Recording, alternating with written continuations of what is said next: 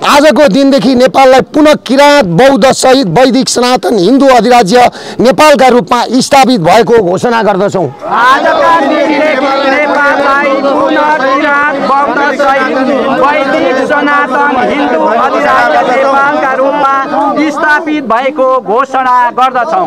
अब आजदेखि हिन्दू राष्ट्र भयो है साथी हो।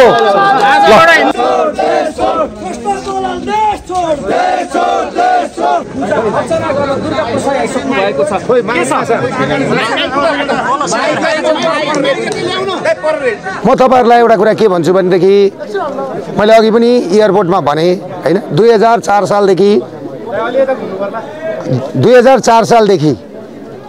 2082 सालसम्म आउँदा लगभग 75 वर्षमा पश्चिमाहरूले यो देशलाई आज विखण्डन गर्ने संघारमा पुर्याएको छ र विदेशी सेना यहाँको सबै कुराहरूलाई डिस्ट्रोय गरेर सबै कुराहरूलाई तहस नहस गरेर असफल राष्ट्र बनाएर विदेशी सेना भित्र्याएर हामीमाथि ठुलो खेल हुँदैछ। जबकि मैले 10 वर्ष अगाडिदेखि मैले भनेको थियो यो देशमा सबैभन्दा ठुलो मलसाप्रो भनेको कनकमणि दीक्षित, केदार भक्तमाथेमा, कल्याण श्रेष्ठ, सुशीला कार्की, अनिल कुमार सिन्हा लगायत अमित ढकाल सेतो पार्टीको अनलाइनको धर्म भूषाल हेर्नुहोस् देखि लगायत खगेन्द्र सङ्ग्रौला, सञ्जीव उप्रेती, यो यस्ता पढे लेखेका मान्छे जो विद्वान वर्ग छ नि यी सबै डलरमा बिके। मैले त्यतिखेरै भनेको 10 वर्ष अगाडिदेखि र के गरे भन्दाखेरि पश्चिमा शैली भित्र्याए र 25 भदौ 23 र 24 गते नरसंहार मचाए बच्चालाई निकालेर। अब बच्चाका आमा बुवा र यी जेएनजी भाइ बहिनीले पनि बुझुन् एक दिन यिनीहरुका हातमा बाइबल हुन्छ, देश अर्काका हातमा हुन्छ। यो कुरा बुझ्नुहोस्। त्यो रणनीति अनुसार यिनीहरु गए।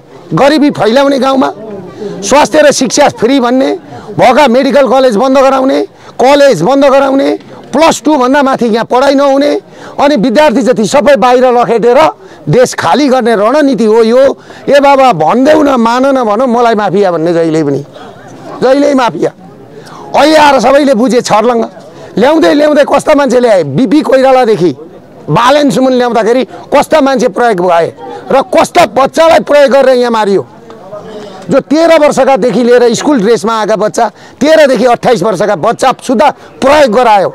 र पश्चिमाहरूले जहाँ इरानको हालत हेर्नुहोस्, इराकको हालत हेर्नुहोस्, लिबियाको हालत हेर्नुहोस्, सिरियाको हालत हेर्नुहोस्, संसारमा पश्चिमाहरू जहाँ गएर टेकेको छ लडाइँमा। तेरो देश युगान्डा हेर्नुहोस्, सोमालिया हेर्नुहोस्, सबै हेर्नुहोस्, त्यो बनायो र बोल्यो कि मारिहाल्ने, बोल्यो कि पागल बनाउने कि माफिया बनाउने।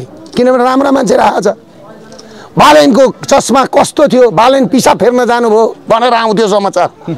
ए तेरीमा टोक्ने बालेन त्यो चुनावको बेलामा भोट गर्दाखेरि बालेनको पिसाब फेर्न जानुभएको छ भनेर आयो समाचार, त्यो पनि अनलाइनमा। गोविन्द केसीलाई अनसन बनाएर सुताउने भगवान बनाए गोविन्द केसी जस्ता लुवाटलाई। अघि के थियो उद्देश्य भन्दाखेरि देश टुक्र्याउने थियो। अनि हामी जस्तो जो आज पशुपतिनाथको लिगेसी कहाँ छ हेर्नुहोस् त। बद्रीनाथ, केदारनाथ, मुक्तिनाथ, पशुपतिनाथको लिगेसी। भगवान रामचन्द्रको मण्डपमा माता सीता र भगवान रामचन्द्रको बिहा भएको होइन जनकपुरमा, रामजानकीमा। त्यहाँ अहिले कसको बिहा हुन्छ थाहा छ? केटाले बिहा गर्ने, केटीले केटीलाई बिहा गर्ने, LGBTQ भन्छ अरे। LGBTQ भन्ने LGBTQ को बिहा हुने ठाउँ बनाए। त्यो राम मन्दिरको, त्यो रामजानकी मन्दिरको लिगेसी कहाँ छ? अयोध्यासँग छ।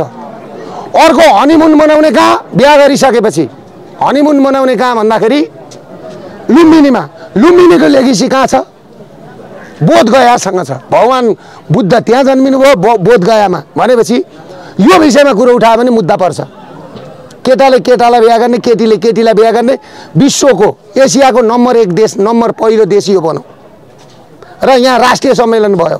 यो सबै गराउने को हो भन्दाखेरि यही कनकमुनि दीक्षितदेखि लिएर सेतो पार्टीको अमित ढकालदेखि लिएर यिनै हुन्। अबको आन्दोलनले, अस्तिको आन्दोलनले खड्गप्रसाद ओली, प्रचण्डहरू, शेरबहादुरहरू सबैलाई बढाएर नि अबको आन्दोलनले यी पश्चिमाका तस्करहरूलाई बढाएर छ, यी डलरवादीलाई बढाएर छ।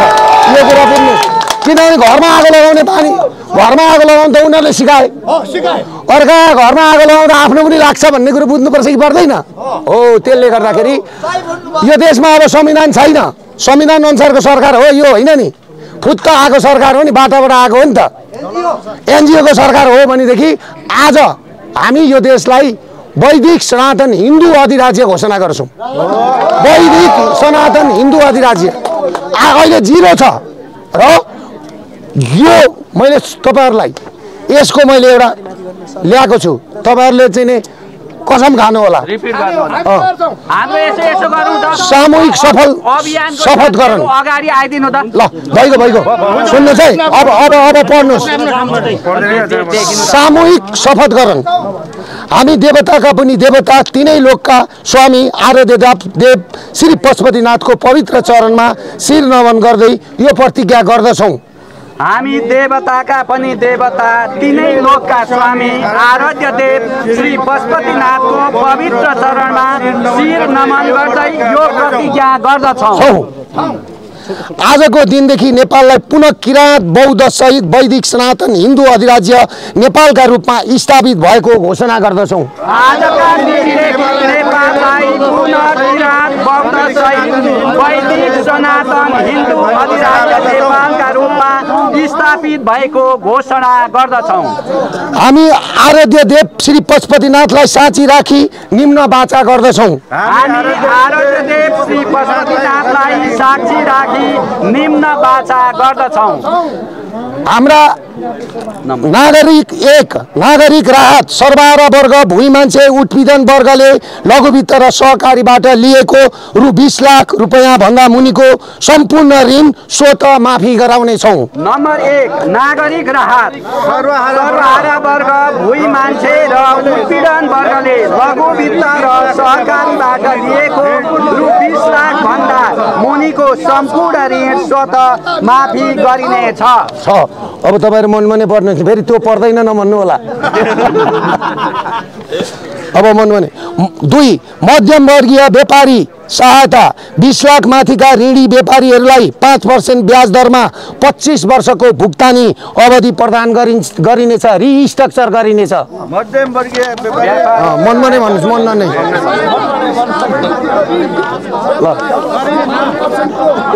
कालो सूचीको लागि मुक्ति। मनमने बैंक र सहकारीबाट कालो सूचीमा पारिएका तथा घरबार बिन भएका नागरिकहरूको नाम कालो सूचीबाट हटाई बैंकले लिलाम गरेका सम्पूर्ण सम्पत्ति फिर्ता गराई 5% ब्याजमा 25 वर्षसम्ममा तिर्ने मौका प्रदान गरिनेछ। अब म भन्दै जान्छु, तपाईहरु सुन्दै जानुहोस्। मनमने। 4 सहकारी सुरक्षा। सहकारीमा आबद्ध बचतकर्ताको ठगिएको सम्पूर्ण रकम सरकार मार्फत फिर्ता गराइनेछ। 5 भ्रष्टाचार अन्त्य। देशमा भ्रष्टाचार गर्ने पुराना दलका नेतालाई साथ दिने बिचौलिया, दलाल, तस्कर, व्यापारीहरूको सम्पत्ति छानबिन गरी विदेशमा लुकाई राखेको सम्पत्ति फिर्ता ल्याई गरिब नेपालीको ऋण तिरिनेछ। साथै एनजिओ र आइएनजिओ को दुरुपयोगलाई समाप्त गरी देशबाट लखेटिनेछ। स्वाभिमानी, आत्मनिर्भर र भरपर्दो शासन प्रणाली र भरपर्दो नेपाल र नेपाली स्थापना गरिनेछ। 6 राष्ट्रिय एकता। अन्तर्राष्ट्रिय सम्बन्ध। सबै छिमेकी राष्ट्रहरूसँग भाइचारा, स्नेह र मित्रवशको सम्बन्ध कायम गरी हाम्रो भूमि कुनै पनि छिमेकी विरुद्ध प्रयोग हुन दिने छैन। विदेशका जेलमा रहेका करिब 7,000 भन्दा बढी नेपाली युवा र विदेशका डान्स बारमा र कोठीहरूमा बेचिएका हजार युवतीको सकुशल उद्धार गरी घर फर्काउने पहल गर्नेछौँ। 7 कर्मचारी सुविधा। नेपाली सेना, सशस्त्र प्रहरी, नेपाल प्रहरी, राष्ट्र सेवक कर्मचारी यहाँ सुन्नुभयो फेरि यहाँ पुलिसहरूले पनि सुन्नुपर्ने कुरो कर्मचारी सुविधा नेपाली सेना सशस्त्र प्रहरी नेपाल प्रहरी राष्ट्र सेवक कर्मचारी र शिक्षकहरूको मासिक तलब भत्ता न्यूनतम रु 1 लाख कायम गरिनेछ। हामी मन वचन कर्म र आत्मसहित यो सफल लिन्छौँ कि राजनीतिलाई व्यापार होइन सेवा र राष्ट्रभक्तिको साधनाका रूपमा ग्रहण गर्नेछौँ। देश र नागरिकको कल्याणका लागि सधैँ सत्य धर्म र समर्पणका मार्गमा अटल रहनेछौँ। असतोमा सत गमय तमसोमा ज्योतिर्गमय मृत्युमा अमृत गमय। ओम शान्ति शान्ति। जय श्री पशुपतिनाथ की भगवान पशुपतिनाथ की। अब यति भन्दा अब आजदेखि हिन्दू राष्ट्र भयो है साथी हो।